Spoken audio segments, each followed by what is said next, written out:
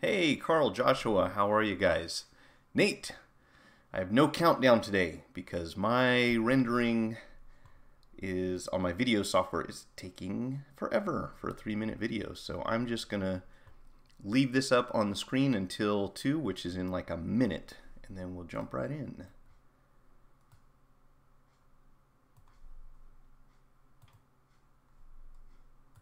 And hopefully I won't play any copyrighted music in the background today.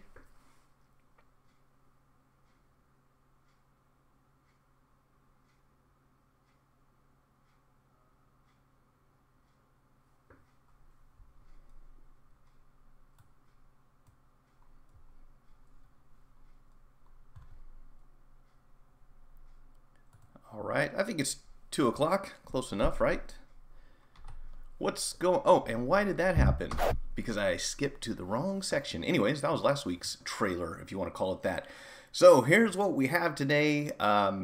Good morning, afternoon. This is Mike from Go Cell Phone Repair, the YouTube channel where we fix things, electronics, phones, tablets, you name it. And we also talk about recent technological advances, changes, and things that are going on within the phone repair industry that you might even be interested in just if you own a phone, which I think is everybody, right? Then again, you might not. So if you are, I put the links to all the information we'll be discussing down in the video description, so you're free to check out those articles on your own. We'll also be discussing them here today. And of course, if you enjoy the video, I hope that you'll hit the like button. And if you don't, then I don't expect you'll be around here much longer. And that's cool too, you know. But we try to make everyone feel like this is something that they can benefit from. That is my goal. Today we're going to be talking about how Apple is going to fix any device damaged by Japan's floods. You heard that right, guys. According to an article, Apple is going to start fixing liquid damaged phones. I guess that means a big part of our business is in trouble because we depend on Apple and most manufacturers to not fix wet phones. That's what we do. That's our job. What are they thinking? Or is that really what's going to happen? I have my suspicions about what the wording on this article, you know, compared to accuracy are going to be two different things. We'll find out. Huawei wants to release the world's first foldable phone in 2019. Not necessarily the best, but the first, and that's what it's all about these days, right? Just being the first to do something. The iPhone 2018 leak shows Apple's discount model, if you want to call it that. We'll talk about that. Galaxy S10 may, according to an article and a leak and a rumor, may get a feature that you won't find on any iPhone, at least not currently. What we buy can be used to predict our politics, race, or education, among other things, and why I think that's an interesting thing to be aware of. Fortnite passes 100 million downloads on iOS. Yeah. All right, let's talk some tech. What's going on? Yes, as you said, Nate, time to close up shop because Apple, according to an article, is going to start fixing liquid damaged phones. I think the obvious thing is here that they probably worded that wrong, but I do want to go through the article and see what they say and what this means and try to make some sense out of it, because on the surface, it sounds false to me across the board. Repair but not recover data, and repair means swap out phone with another phone.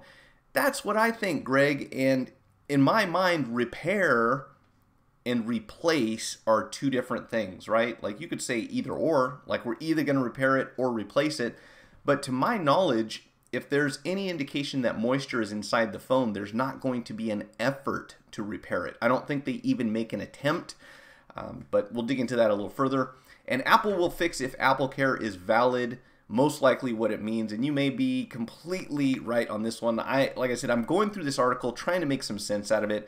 On the surface, it sounds like a positive gesture, good thing to do. Definitely when we talk about, you know, your public relations and your image that you have with everyone, to reach out and say, hey, if you were affected by this natural disaster, we are going to offer you something, you know, some help, something extra that we don't just give away to everyone. I think that's a positive thing. They should absolutely take a step and say, hey, we see that people are suffering and we think that we can help them out. Let's do something. You know, no reason that can really be construed, I don't think, is a bad thing for the most part. Now, here's the thing. Apple says it'll fix Macs, iPhones, iPads, Apple Watch, or iPad damaged by floods in Japan this month at no charge. Now, again, the first question is, when they say repairable, first of all, what does that mean? Are they going to look at your device and say that it can be fixed? Because it kind of sounds a lot like that, right? I mean, if you were going to replace something, would you take a look at the device and say, okay, it's repairable, so now we're going to replace it? Or, hey, it looks repairable, we're going to repair it, which I have a very difficult time believing, so I'm not sure exactly what this means. There is a number that you can call if you're in Japan and if you're in one of the areas where the flood has affected you. And obviously, the first thing that people say is, well, I guess everyone who lives in that area now, if their phone isn't already damaged by water, it will be in the near future, so that they can contact Apple within this window that they've offered for replacement. And they said that something similar had happened, I want to say in Texas a while ago. They extended some sort of program to flood victims, hurricane victims, and said, hey, we're gonna do something to resolve the issues you have with your devices because you were affected by this tragedy. And of course, anyone who wasn't affected but was in the area said, hey, here's an opportunity to upgrade my device to something newer or get a refurbished one or whatever it is. And I'm absolutely not suggesting that anyone do that. I'm just saying, there are going to be a lot of loopholes here involved whenever you create this sort of program. Now, it says down here, Apple doesn't typically cover liquid damage, but made an exception following the disaster. More than 120 people were killed by floods and landslides in southwest Japan this month. And if we click on the support page here, let me turn off my highlighter and see if we can get to it. There's actually a support page where you can get some information. And again, they're not very clear as to how this works exactly. And I'm having a difficult time interpreting it, not only because of the phrasing, but obviously it's being translated from another language. So if anyone speaks Japanese or reads Japanese and can tell us word for word what this says, that would be awesome. But if we translate it through Google, obviously we get, the English, and the verbiage is a little funny here. So let's close this. And all it really says is the same thing that we've heard. Let's see. Information on special repair service for disaster victims due to heavy rain July Heisei 30. I'm not sure how you pronounce it. Wish to express our heartfelt sympathy for repairable products to customers of consumers who use Apple products. See, the wording gets real funny here because of the translation. By this disaster, we will implement delivery repair service at no cost. So I guess the one thing that's clear is that they're not going to be charging people for whatever solution it is that they're offering. And again, I would suspect that what we're looking at is some sort of trade-in program. You bring your damaged phone in, it's wet, it can't be fixed, and they swap it out. Now, why do they say, though, conditionally, that if they don't deem your device to be repairable, that would be a factor? I don't understand that. Like, if your phone is damaged by liquid, Apple, for the most part, or any other phone manufacturer, is going to say that it cannot be repaired if it's not operating properly. If there's liquid damage on the inside, that's pretty much a no-go. They might replace it with another device, but that doesn't really mean repair. So I think maybe, somewhere along the lines, the translation got mixed up and they said repair, or they originally said replace, and now it's got translated to repair, because I would be willing to bet money that Apple is not going to start repairing liquid damaged devices. And there's a lot of reasons why they shouldn't in the first place. Let's get the comments on the screen here this time before I wait too long and see what you guys have to say about this. There is no darn way they would have skilled people on site to do repairs like that. They cannot even train people to do motherboard swaps out in iMac Pro machines. I would agree with you completely, Greg. This is why I'm leaning strongly towards replace rather than repair. And it's frustrating to a lot of us that when customers go to a Apple store or any other place where they've got a warranty on their device and they say, hey, I need to get this fixed, and they pretty much translate fix into replace, and they also present a replacement device as a new, out of the factory, brand new in the box, never been used before, when in most cases that is not what the consumer is going to be getting. Also, your warranty period may be affected when you swap out a device for a refurbished unit, so you obviously want to get that in writing. And if you have the time, which most people don't, take a look at the fine print on the agreement that you sign when you go to the store, because they have you waive a lot of things that you might normally be entitled to when you do this repair on your phone, even when you're paying for it, even if you've got Apple Care. Repairs only to the most honest group of people. Japan, publicity stunt that has nothing to alleviate the real tragedy.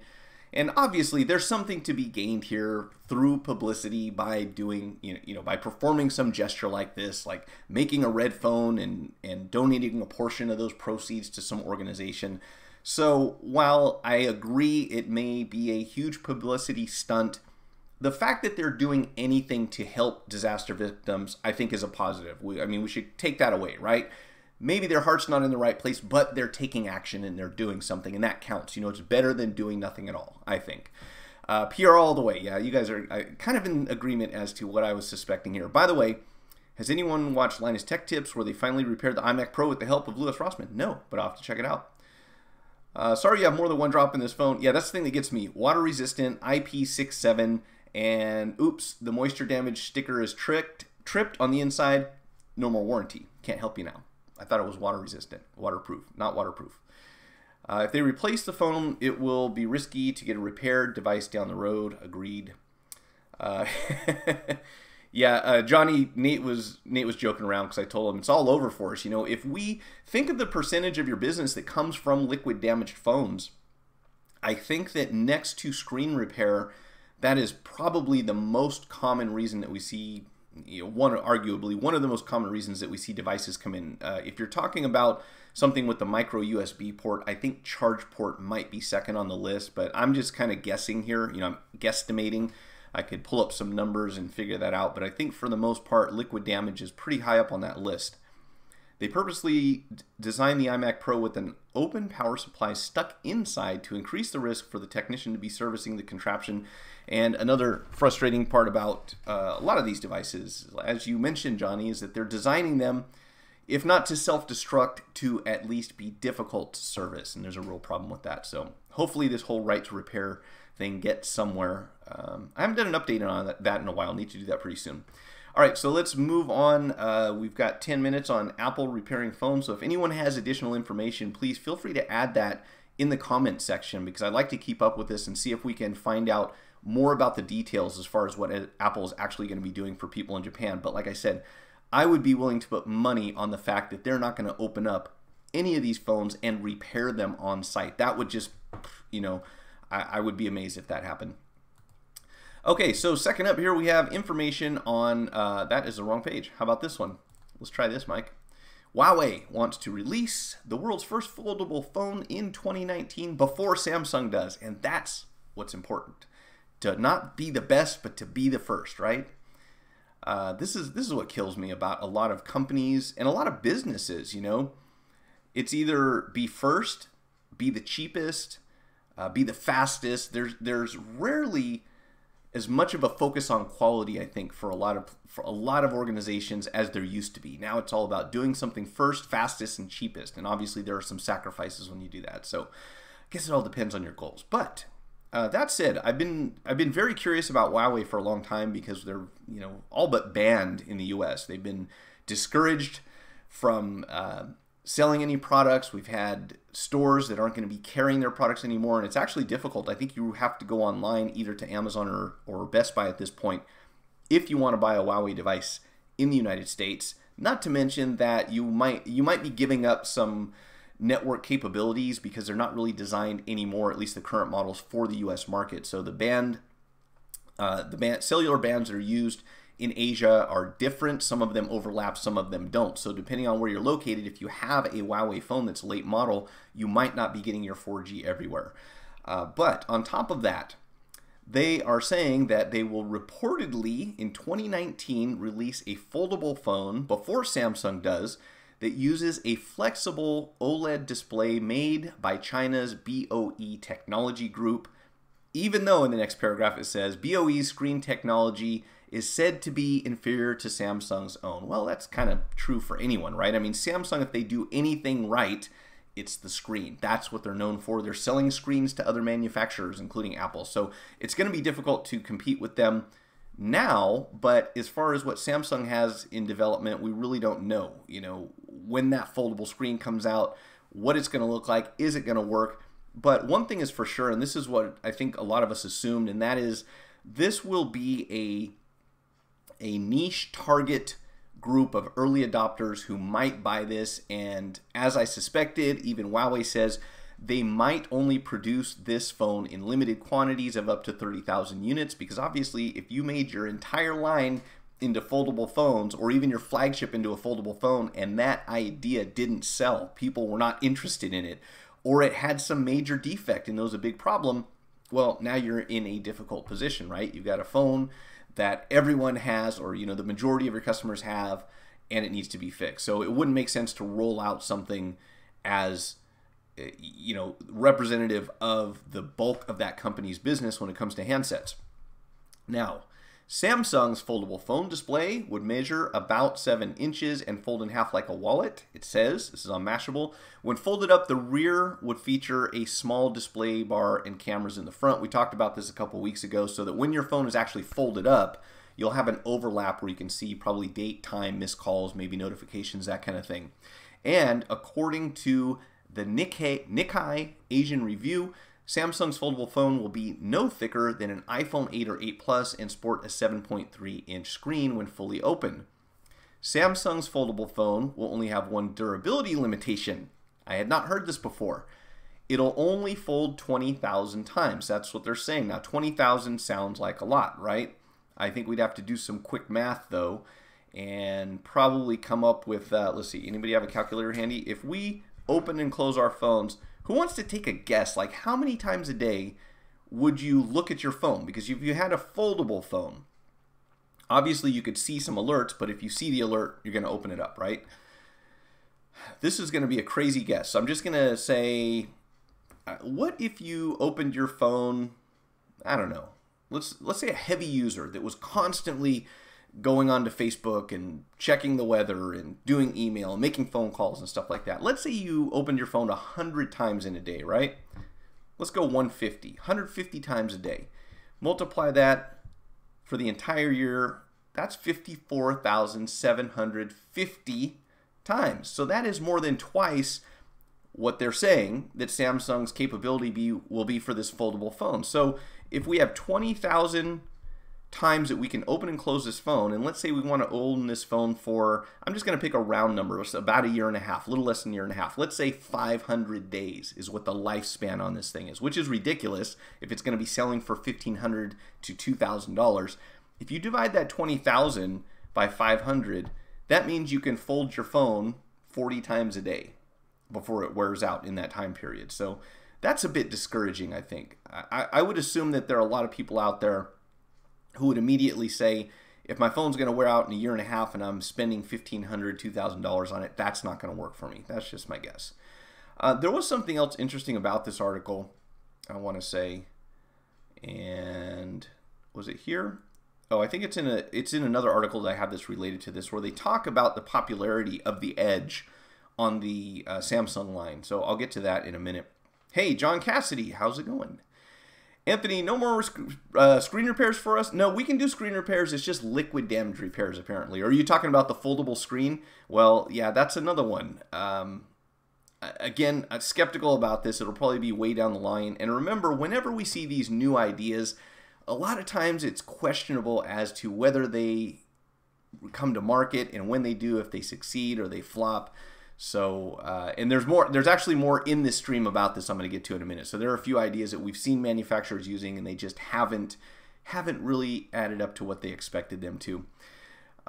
So let's see. Yeah, so let's go over here, because there's a new 2018 leak on inverse.com that says Apple's discount model will stun. You're going to be stunned when you see this. Now, there are a couple interesting things about this article, and I figured out what my problem is with speaking. My brain moves faster than my mouth does, so I'm going to try to slow down a little bit so I don't stumble over any words here. The smartphone leaker Benjamin Geskin shared new photos of the company's upcoming 6.1-inch smartphone, which he referred to as the iPhone X Lite. I hope that's not what they call it. I will be excited for Apple if and when they move away from this numbering system. It seems like it's going to get ridiculous if there's an iPhone 11 and an iPhone 12. So hopefully we have something that is, I don't know, more friendly. I mean, we're talking about a company that's called by the name of a piece of fruit. And if we look at the inside of the schematics for any of their devices, they nickname everything. I mean, they've got names like Alcatraz and Lisa and Homer and Grape and, you know, just off the wall things, which if you think about it, some of them kind of make sense and a lot of them don't. But to just name their flagship phone by a number seems bizarre to me. I guess maybe the idea is that it's such a great piece of equipment that just the brand name alone should be what sells it and appeals to the market. I don't know. But I think iPhone 11, 12, 13, 14, you know, eventually it's just going to get old and it would be okay for them to move and do something dramatic and say, hey, we're going to have this brand new name. Anyways, here's the thing about this. The new iPhone 10 Lite, according to this article, is going to have an expected price point of $700. So when we look at the iPhone 10 at $1,000, yes, that's a big difference. That's 30% less, if I'm doing my math correctly. $300 savings if you instead opt for the iPhone 10 Lite instead of the iPhone 10 or whatever we're going to be seeing in the next month or two. But it's not a huge difference, and I would suspect that at this point Apple has saturated their loyal high-end portion of their market. You know, the people that want to buy a $1,000 phone, they bought one, they may buy another one this year, but it's going to be difficult to grow that segment because it's not like more and more people are saying, oh yeah, I'm willing to spend twice as much on a phone or 3 times as much on a phone now, right? So how do you continue to grow as a company? You've got to offer different products and different services that you can either add to your existing customers, sell them something on the back end, so to speak, or to open up new opportunities within the market. You've got to convert people at a different price point that are not currently buying your product because of the prohibitive cost, right? If my logic is correct, then we want, you know, Apple could make leaps and bounds, which, you know, they're already selling so much. They could sell so much more, and they could just dominate the market like to a ridiculous degree if they designed a handset that most people could afford.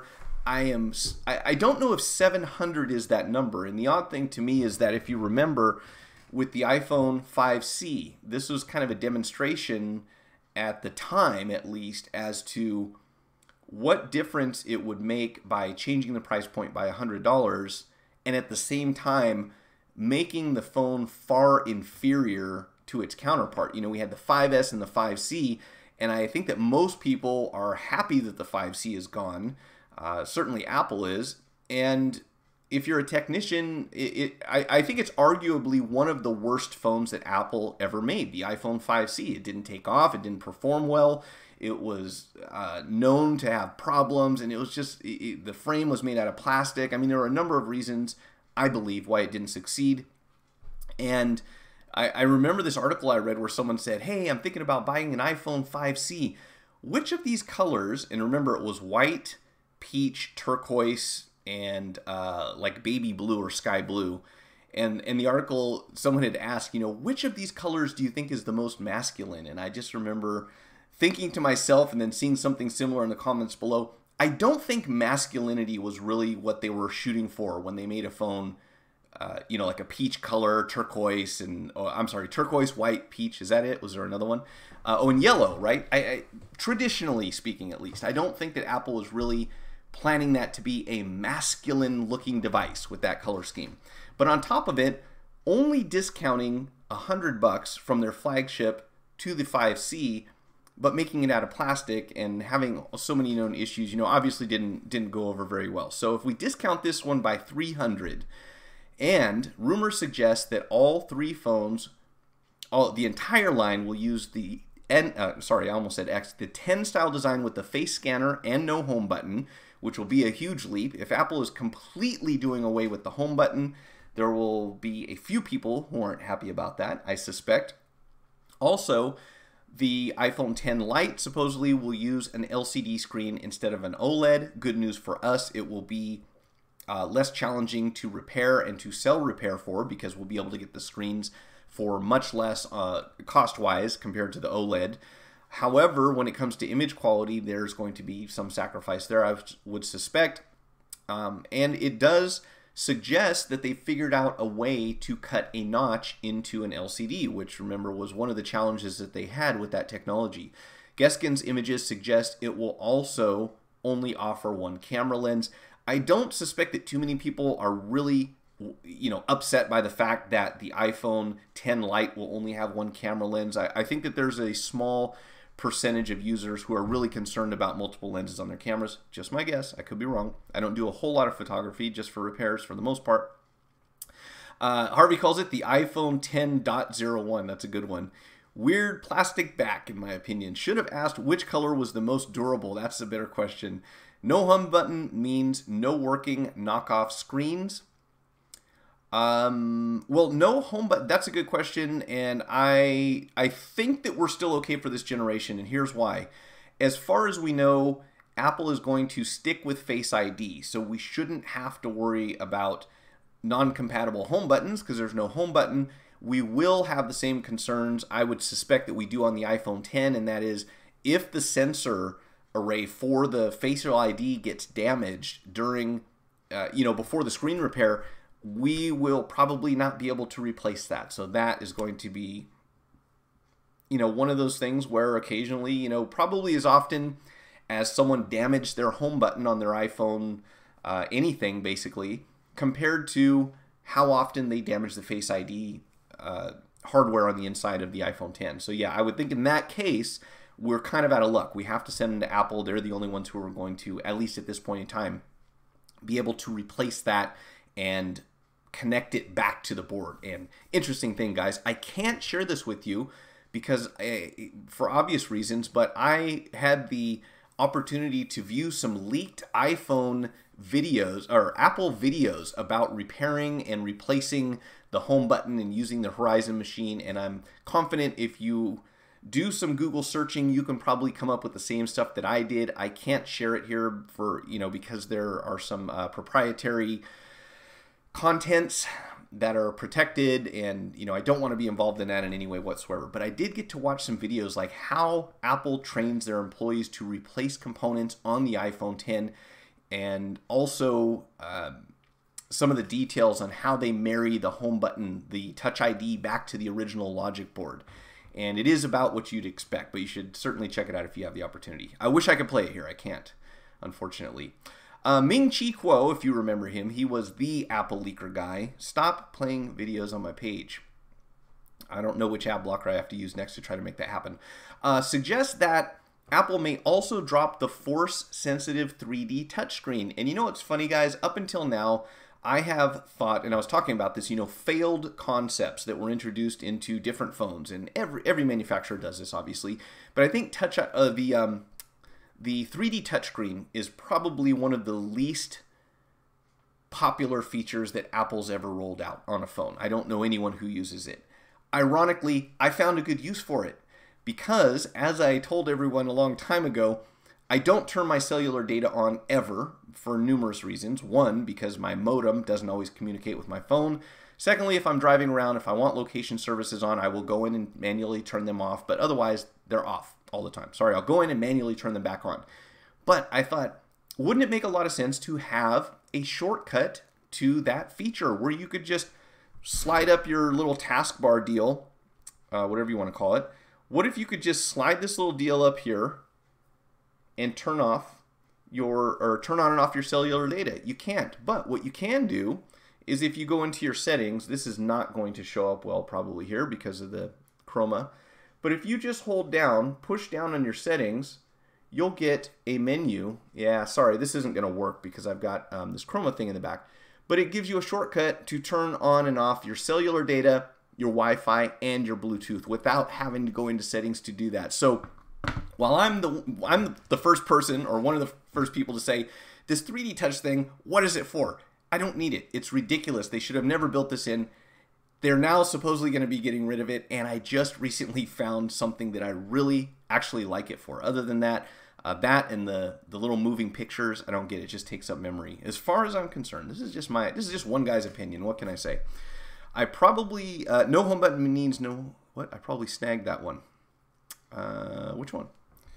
All right, so that's what we're thinking about. The Force 3D touchscreen may go away, and the stainless steel frame around the outside also. Why? I don't know. It may also come in colors gray, white, blue, red, and orange. Again, this is Ming-Chi Kuo. He is, or was, in my understanding, the man when it came to accuracy for iPhone leaks. So if anyone knows what they're talking about, it should be him. Yuanta Securities analyst Jeff Pu claimed and made that the company could roll out a triple lens camera and offer improved zoom capabilities as well as better use of R-Kit, or AR-Kit, I suppose is what you call it. Another feature suggested for the 6.5-inch model is support for 2 SIM cards. Probably not here, but in Europe and Asia, that would be a big deal. And that's what we know so far, or that's what we think we know at least. So I suppose get used to working on phones that have notches even when they're LCDs. So that will be interesting.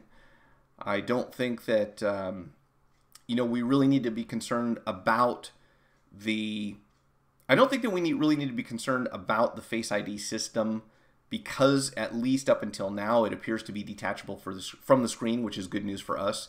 That is certainly how they could ruin a huge part of our business, and that is by marrying the screen or attaching that sensor to the screen in a way that we can't transfer it over to a new display. That would be a tough one. And I certainly hope that that's not what they choose to do. There will be a lot of frustrated technicians. There will also be a lot of frustrated customers. And I hope that, whoever you're a fan of, whatever company you're an enthusiast for, I hope that everyone understands that forcing your customer to go to a retail location in a specific area, even when it's not accessible to them, is not a great idea. It's not a good thing to do your customers, to force them to only do business with you. It's kind of crazy, and it should be illegal. Hopefully, someday it will. So, speaking of features that could cause problems if you're repairing phones, I think this is one that we need to possibly be concerned with. So Samsung, allegedly, is going to be rolling out a feature, they're saying, on the S10 that you won't be able to get on an iPhone. Obviously, that would be as of today. We never know what's going to happen later down the line. The list includes a more impressive screen-to-body ratio, up to 3 cameras on the back and 2 on the front, and a feature no other phone has, an ultrasonic fingerprint sensor built right into the screen. This is what concerns me. So, if we put the fingerprint sensor into the screen, as we've been hearing about for a long time, and as patent applications have suggested may happen, will we be able to separate that fingerprint scanner from the screen? Because if we can't, then that means no more replacing screens. Well, as it stands, replacing screens on Samsung devices, period, is certainly more complicated than replacing an iPhone screen for a number of reasons. First of all, the cost is ridiculous on OLED screens because at this moment in time, Samsung does not have a whole lot of competition for that particular piece of equipment. On top of that, when you start building screens that have edges that round, around the side, that presents some different unique challenges. Also, one of the biggest ones being, how do we refurbish the screen if we have to separate it from the mid-frame? At the very least, we're going to have to invest a lot more time getting that screen off without damaging it because of the way that it's designed. So that has always kind of been a downer for us. And at the same time, as Samsung's market share continues to decrease, at least in the US, it's kind of been less of a concern because we're basically fixing iPhone screens all day, right? I'm not saying I like it, I'm just saying that's kind of the way that it is.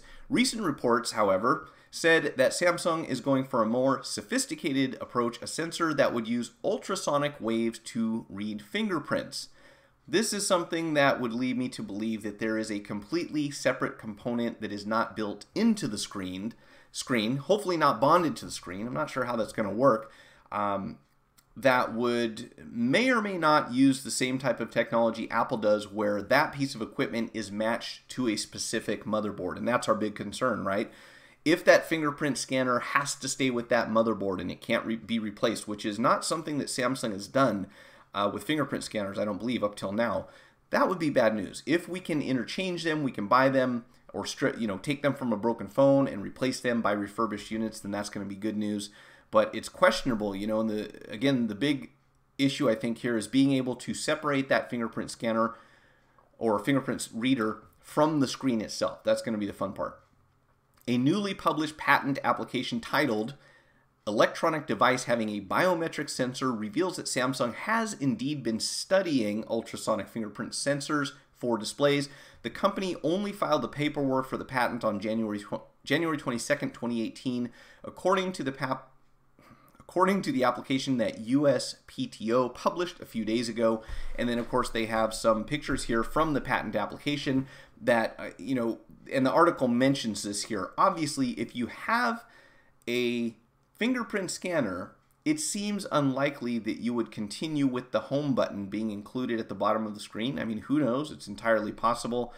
And then they show the fingerprint scanner. Is it going to use the lower third of the screen? Is it going to use the entire screen? We really don't know, right, at this point. And at the same time, the application is going to be vague enough that they don't give away anything important, because obviously you don't want to let everyone know what you're going to be rolling out next year in advance, right? We have to keep some mystery around that. So this is kind of what seems to happen a lot of the times with patent applications. One, it doesn't necessarily mean that what we see in the patent is what we're going to see in the product. And also, on many occasions, companies have filed patent applications purely for the purpose of securing the patent with no plan of bringing that feature to their product. So, and then later on they troll for patents because someone else uses it and they go, oh, you can't do that, we have the patent on it. So who knows? I know they have a certain amount of time. This one is pretty detailed. They have image here that kind of shows you where this stuff is laid out and how it's going to work and how it interacts. Again, I don't know what the accuracy of this stuff is. This is just based on the patent application.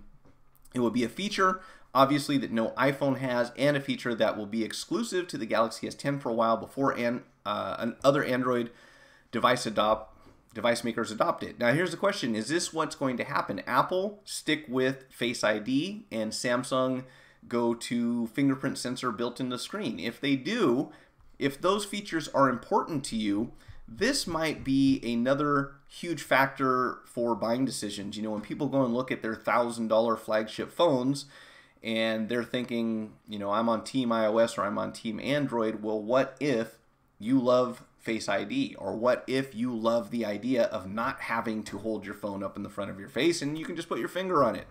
And maybe someone will come out with Voice ID for unlocking phones one of these days. I don't know. Seems like it would happen. I'm surprised it hasn't.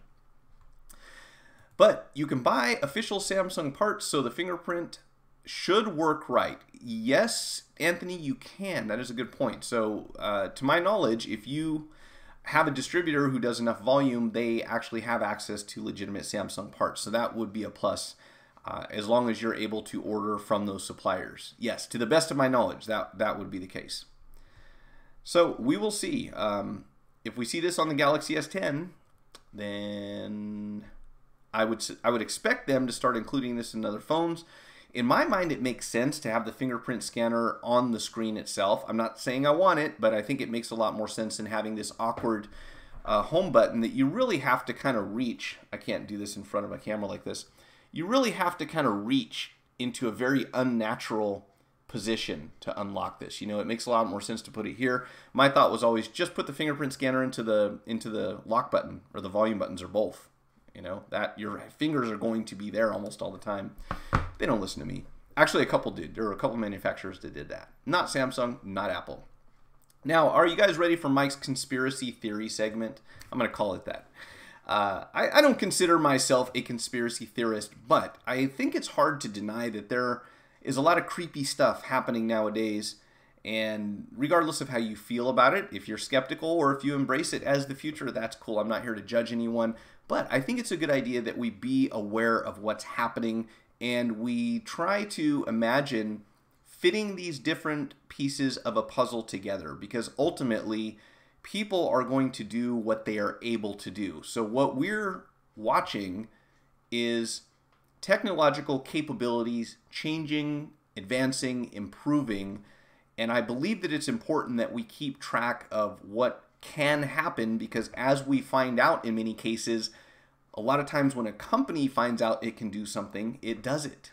Whether or not that's okay, whether or not the consumer likes it, whether or not the population is okay with it. And in some cases, there are governments who, because they can do things, will do them, whether or not it is really on the up and up, legit, by the book, conforms with whatever their governing legislation is.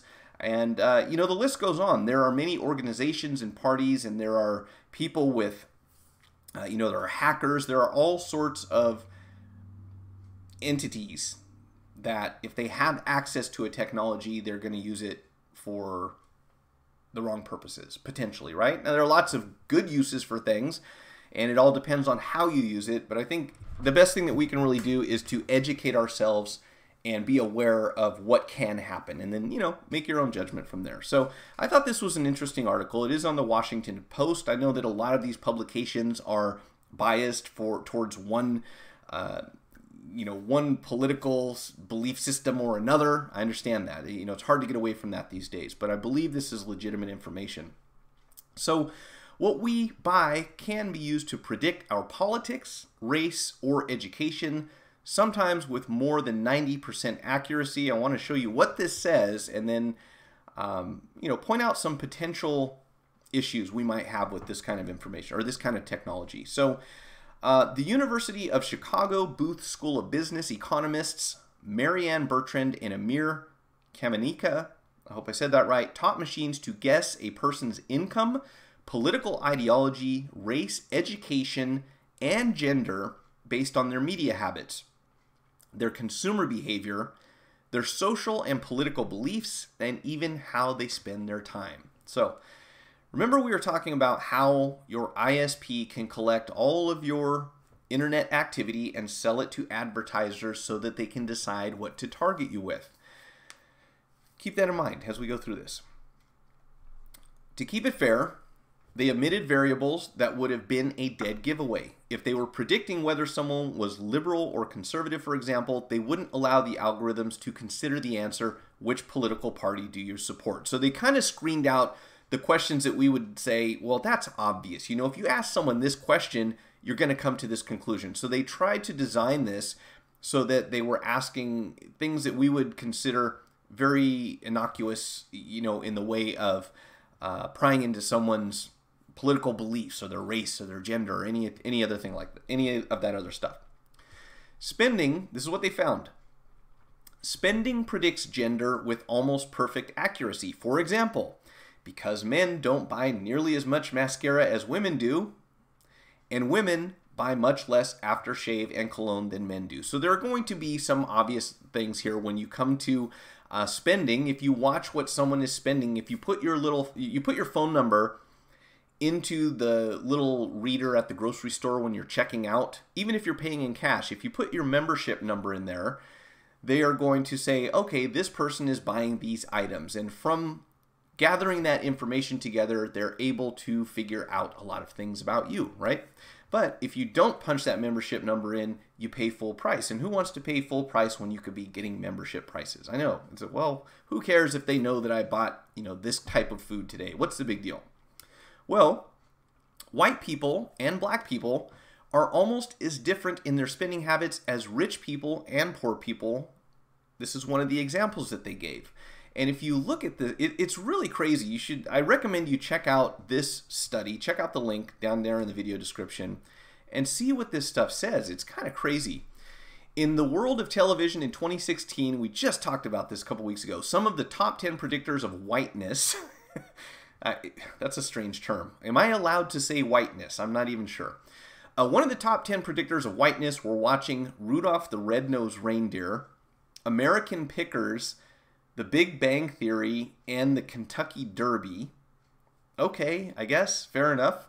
More generally, in consumer products, the best predictor of whiteness, sorry, this is just funny, was whether someone owned a pet. I did not know this was an indication of your whiteness, apparently.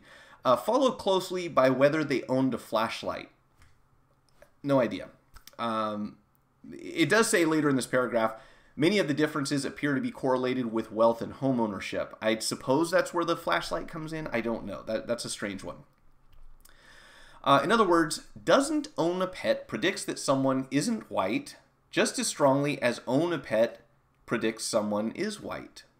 And I'm not sure, especially in this day and age, I'm not sure what qualifies as white. So take this for what it's worth. Terms are thrown around loosely today. It's very difficult to understand exactly what they're saying. But this is, I would imagine, for people who in the survey identified as white. Maybe that's the correct answer. I don't know. Within the surveys, they analyzed social attitudes and media habits were almost as closely linked to race as consumer behavior was. The racial differences in social attitudes were particularly notable. By a relatively large margin, the view that best predicted being white in 2016 was approve of police striking citizens. That is a weird thing to me. So they're saying that more white people, or is that what it is? More whiteness, or whatever the term they used in this. They're saying that more white people in 2016 approved of police striking citizens, one would assume, as opposed to non-white people. Okay, again, I didn't write this article, so this is not an indication of my opinion on whiteness or non-whiteness. I want to make that clear. I'm not putting myself anywhere near that discussion. I want to talk about this study because I think the fact that you can predict someone's ethnicity, race, whatever you want to call it, their gender, their wealth, all this stuff, their political affiliation, that to me is kind of weird. In 1992, for example, Grey Poupon mustard predicted income better than any other brand. By 2016, its place as the key signifier of the country's economic and cultural divide has been taken by Apple's iPhone. And we just talked about this a couple weeks ago. If you own an iPhone, you're probably rich. Well, at least according to one study, and that's until they come up with an iPhone that really truly has a discount, because I don't think a $700 phone could be called a budget phone. And I suspect that Apple is going to slowly transition from a $1,000 phone to, okay, we have a $700 phone this year. Did that do the trick? Well, maybe next year we'll do a $600 phone and so forth. Until they reach the point where, okay, everyone who's going to have an iPhone has an iPhone and that's it. Now we have to look at something else. Back to this topic though. Let's see if we can get down here to the bottom. Okay, so that was it. There's a lot of interesting stuff on here. I encourage you to read this article.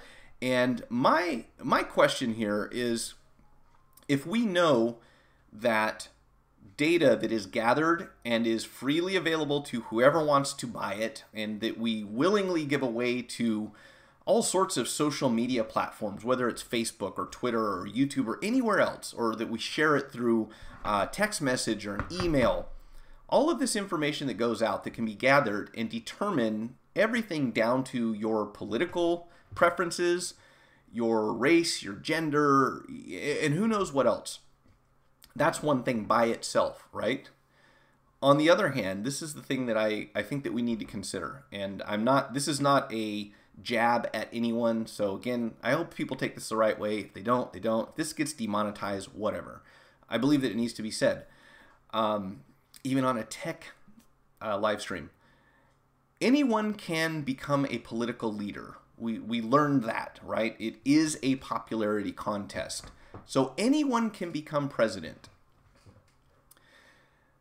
With that in mind, and with people looking back at, extreme things that have happened throughout history and that are happening today, where we have certain groups of people who are vilified, and we have things still going on to this day in the way of ethnic cleansing, and we have different groups of people battling each other, and we have areas where religion is the same as government.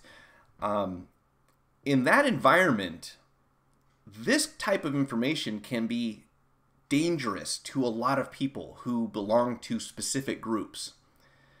And in the US, we always think that that's something that's never going to happen here. We don't have to worry about that. We've moved past all that stuff. Everyone's the same, right? This is America. We also know that there's no telling who is going to be in charge of this country, so to speak, in 2020. It may be Donald Trump again. It might be someone else. It could be anyone, literally anyone. So right now, I think this information has a more difficult time hurting anyone than it would, let's say, if you lived somewhere in the Middle East, for example. But we have no guarantee that our leadership is going to remain the same that it is now. So if and when it changes to some different form of government, which it continues to look like that's going to happen eventually, at that point in time, if the wrong people are in charge and can use this information against the public, can use this information for evil, basically, for the wrong reasons, that's the thing that we have to watch out for. I just think that it's unlikely. I don't suspect this will ever happen, but the more that we are aware of what's going on, the less likely it is that something like that would happen here. So that's the main reason I really felt that this was important to share, and that we just be conscious when we allow all these big companies to sweep up our information without thinking twice. I'll admit it. I've gone to the grocery store and punched in my code so many times to get a discount on whatever I'm buying. And it took me a while to listen to some people who said, you know what, is the price difference really worth it for you to let them know exactly what's in your refrigerator? And to me, the answer is no. I'm happier to either go to a store that doesn't have a membership program, or I'll pay the few extra cents to buy whatever, because I don't think it's any business of a grocery store or a chain of grocery stores to know what I'm putting in my refrigerator or my kitchen or anywhere else. And I feel this way about a lot of membership things. The benefit doesn't outweigh the sacrifice that I make for my privacy. That's just me. Okay, I'll get off that one, guys. I know, like I said, that was Mike's conspiracy theory segment. We'll quit right there and get back to the phone stuff. Or actually not phone stuff, the tech stuff, I should say. That was the bit. Oh, good, you read it, Carl. Good. Curse those iPhone wielding albinos. Yeah, guys, I really encourage you to read this article, and judge for yourself. I don't try to tell anybody, hey, we need to do this, we need to believe that, but we should certainly all be informed, right? Okay, so let's look at this. This is a little different also, but I thought as time goes on, it's going to become more and more of a thing, and we should be interested in this. Fortnite, if you haven't heard about it already, is a multi-platform video game. You can play it on Xbox. I think they've got it on PS4 now. They've got it on iOS, and I believe there are a lot of Android devices that now support this. If you haven't seen it, if you haven't played it, it is a first-person shooter, so you're walking around in a virtual world either by yourself or on a team, and it's a last man standing game. So you run around on this island and you try to be the last person alive. You've got guns and knives and axes, and you can build things and so forth. So it's almost like Minecraft meets, I don't know what, Doom or something like that. So first-person shooter, but you can build things also. You can collect things, you can loot items and so forth. Well, as you know, video games are taking off like crazy. They have 100 million downloads, and this is a free-to-play game. So you can download this on your iPhone. You don't have to pay for it. Personally, I didn't find the experience to be intuitive or easy to operate on a handset, on a phone. To me, it was really tough. So I didn't enjoy the game on my iPhone. Some people are good at it, though.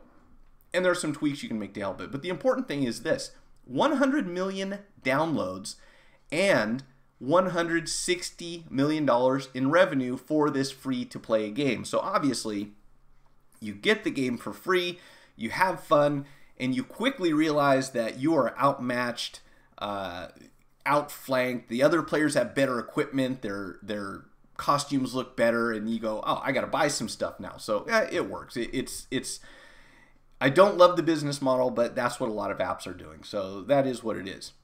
Also cleared $160 million in app purchases on iOS. In May and June combined, players spent 2.7 billion hours playing Fortnite.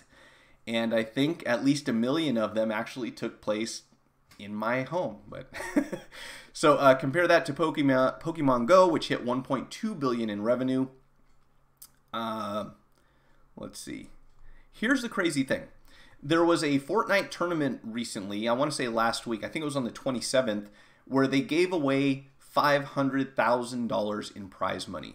And this type of contest, these video game contests, are becoming a real thing to the point where it seems like they will rival professional sports for adults in the future. Because right now, the young people, if you want to say that, or kids or teenagers, people in their 20s who are playing these games are getting into them so much that it is not only something they can play themselves, they are also spectator sports. So you can jump on Twitch or YouTube and you can watch people playing virtual games, never getting out of the comfort of their own home and their own chair, and only having to use their their hands and their fingers to compete.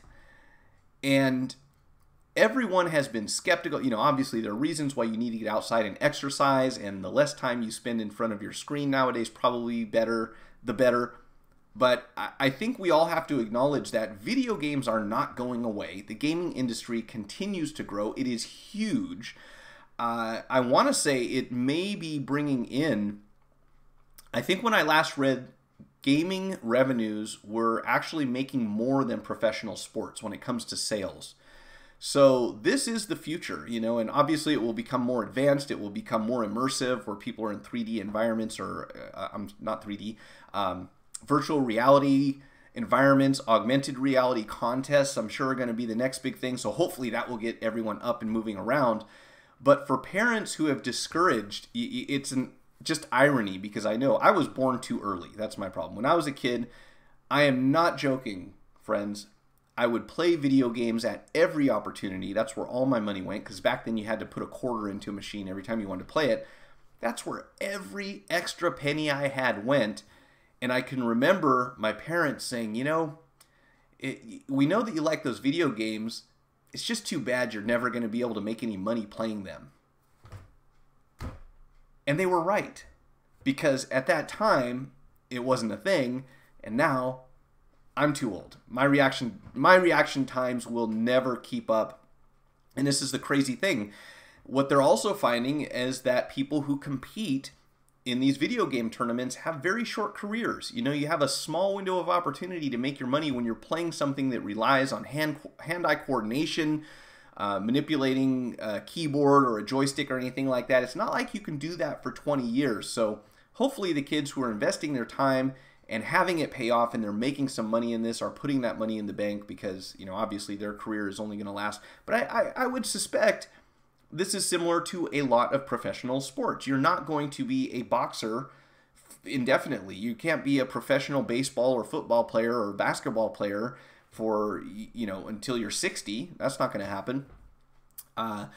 Just got back on. Nate, missed anything? Nah, I'm just talking about conspiracy theories and video games at this point. So I've gone through everything that has to do with phones, and I thought that you all might be interested to hear about the next big thing, and that is playing competitive video games. I shouldn't even say the next big thing. It is the big thing. But it seems to continue growing. Days to 100 million worldwide. Okay, so yeah, so Fortnite, is that what we're looking at here? I don't know what that particular graphic is supposed to represent. It says Fortnite hit 1 million in 138 days. Oh, okay, so the only thing that got more downloads was Mario and Pokemon Go, apparently. I like conspiracy theories. Man, you should have been here, Nate. It's pretty trippy stuff. I put an article down in the video description. It is called, let's go back up here. It is called What We Buy Can Be Used to Predict Our Politics, Race, or Education, sometimes with more than 90% accuracy. Interesting read. I encourage you all to check it out. I think it's fascinating and creepy at the same time. So, conspiracy theory. NSA Special Forces designing games to pick the best drone operators. Man, I'm telling you guys, when you look at this, and you look at drones, and you look at military technology, and if you haven't seen or read the book, there's something called Ender's Game, which goes right along those lines. And I don't want to give you the spoiler, but it's this scenario where we're talking about having kids train to operate machinery to fight battles. And the crazy thing is that might be happening very soon also.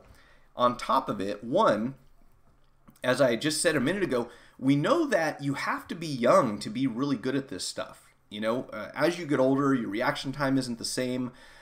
You do gain some advantages strategically, but when it comes to responding and multitasking, if you want to call it that, you just can't do it as well the older you get. Secondly, we know that when it comes to military organizations, recruitment ages are ridiculously low, if you ask me, but for a specific reason. If you want someone to fight a battle, you don't want them to question the reasons behind why they're fighting. You want them to do what they're told. And what we know is that, you know, from the age of, I should say, for males, and I'm probably stereotyping a bit here, so forgive me, but traditional studies have told us, okay, hopefully that'll release my liability on that one, that the younger you are, the more likely you are to take part in a combat scenario without really questioning the reasons behind it. So when people start to get older, they tend to be less likely to just go along with what orders are given to them. So you want, you know, every military does the same thing. They recruit or they draft at the lowest age possible because you want people who perform well, they're young, their reflexes are fast, and for the most part, they don't ask a lot of questions. They take orders and they do what they're told. And as they mature, you know, a lot of people, as they mature, they start saying, wait a minute, why am I listening to what somebody's telling me? Why did I sign up for this? It sounded like a good deal at the time. I got college money. Now you're having me go over here. You know, they start asking those questions. And that obviously doesn't bode well for any military organization. You need people to do what they're told and not really, you know, question your orders, right?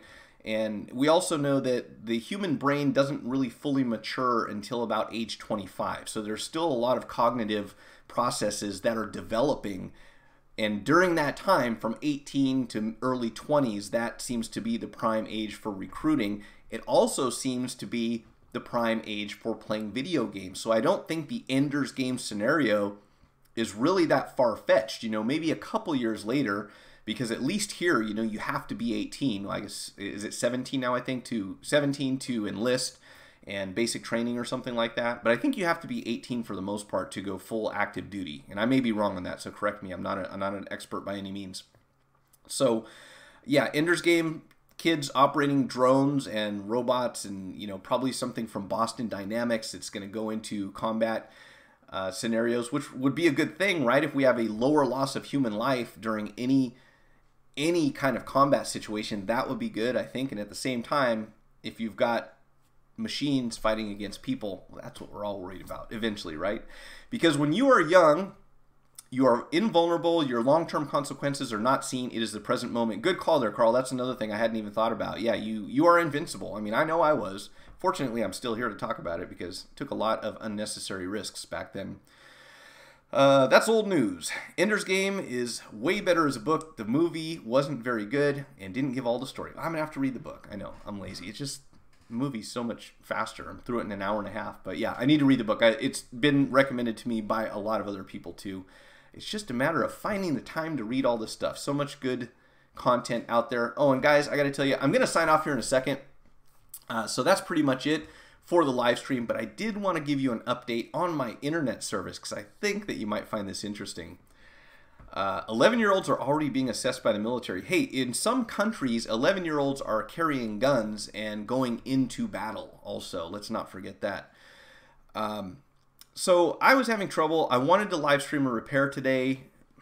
My internet is not doing what it's supposed to, but I have, ladies and gentlemen, cut the cord on television programming 100%. And by that, what I mean is that I have an internet connection, but I have no broadcast TV, no cable TV, no satellite TV. Everything that I watch now is on demand. So I've got Netflix, I've got Prime, I've got Hulu, I've got YouTube. I have access to everything I want to watch, and I don't pay for any of the stuff that I don't want, which I hated for the longest time. And to my surprise, I called up my ISP prepared to do battle with them. Like, I was ready to tell them what I thought of them, okay? And at the same time, I believe in giving credit where due. So I want to mention this. I called them up and I said, look, you know, first of all, you jacked up my access by another $50 for no apparent reason, and this is why you got to watch your bills, right? I was at about 200, now it went up to 245. What's going on? Well, of course, last time you called in and changed your plan, we included a promotion that nobody really mentioned an expiration date to you on, and I said, okay, well, that's cool. Here's the deal.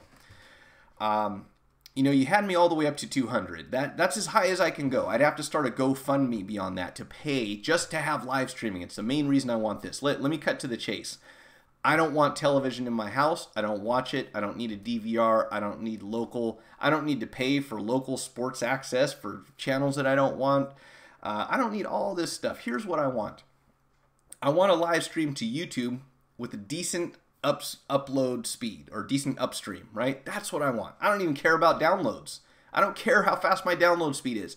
I want good upload speed, and that's it. That's it.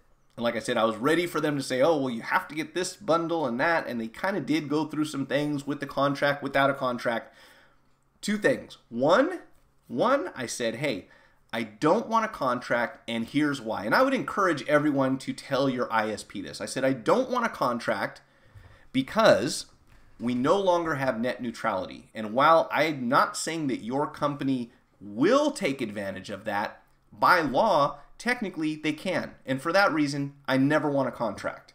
I never want to have to worry about throttling, which I don't suspect that you guys will do, but you can because there's no more protection from net neutrality. For that reason, I don't want a contract ever again until we get net neutrality back, like it was. Guy said, okay, fair. You know, cool, I understand. Really nice guy. He was totally receptive to my requests. I said, number two, I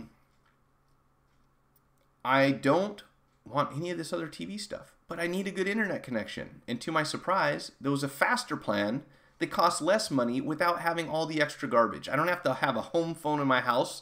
I don't have to have TV. I don't have to have a DVR. I don't need any of that. And my bill is all the way down to like $130 a month now. And I've got the internet speeds that I want. So I guess what I'm saying is I encourage everyone, if you think you could be paying less, call up. I didn't even have to call the cancellation department, guys. I called customer service and said, let's take a look at my bill. And they were more than helpful. So I give them credit for that. I'd say do the same thing. And don't forget to remind them that contracts, now that we don't have net neutrality, are probably something that a lot of people are going to be skeptical about. Definitely for me. Just got cable TV for the visit. My daughter started to watch TV programs and gave up too many commercials. She was going nuts. That's the funny thing, isn't it? I cannot watch commercials anymore. When I go to somebody's house and they have commercials on the TV, you lost me already. I'm already paying for what I'm watching. Why would I watch commercials in the middle of it? Except on YouTube, right? Here in Canada, it's month to month with the two providers, cable and telco, who has fiber to the home. Imagine that. Why does cable companies even have to carry advertisements? That is a good question. I've asked that myself, Johnny, and the reason is that they buy their programming. The way I understand it is they buy their programming from another party. So they have the delivery mechanism, if you will, whether it's satellite or cable or however it is, they're sending you the programming, but they still have to pay to get that programming from the companies that own these channels. Let's say you want, I don't know, let's say you want A&E. Well, A&E doesn't just give their service to the cable company. And even if it's a broadcast channel, remember broadcast channels that you can pick up with an antenna on top of your roof, they always have commercials, so the commercials are already built in. The cable provider, I don't believe, has the option of removing those commercials. So that was always my question, is I'm double paying, right? I'm having to watch advertising and I'm paying for the access, but apparently it's because there's too many people involved there. So now you get a connection to the internet, and if there's no commercials on Netflix, then you don't have to watch commercials. And I think most of us like it that way. Yeah, by the way, guys, if you haven't checked it out, if you want to see another interesting series on Netflix, I just finished watching something called Wild Wild Country. If you're curious about cults, type of basically like religious cults and how they happen and what sucks people into them and what ends up happening with them, what goes on behind the scenes, there's an excellent documentary. Blew my mind. I had no idea that this group of people even existed in the U.S. during the 80s, and there was this huge cult that started up in Oregon in a city called, or a town called Antelope, and pretty much took over everything. It's mind-blowing. Definitely worth the watch. What happened to those commercial skipping technologies from the 90s? Well, you have to, back then it was TiVo. Now you have to DVR it and then you can skip through, I guess, right? I suppose that's the answer. All right, friends, that's it for me for today. I'll be back on Thursday at 6 p.m. Again, next Monday. The Church of Apple Cult. No, this was a different. This was called the, oh gosh, I'm going to go blank on the name. It was Sannyasins. They were this. I believe that was what the followers were called, Sannyasins, and they were led by a guru named Bhagwan Sri Rajneesh. So they also kind of went by the Rajneeshis. I would encourage you to check it out. Very, very interesting series. It's 6 parts. They probably could have got it down to 3, but they kind of stretch things for entertainment value.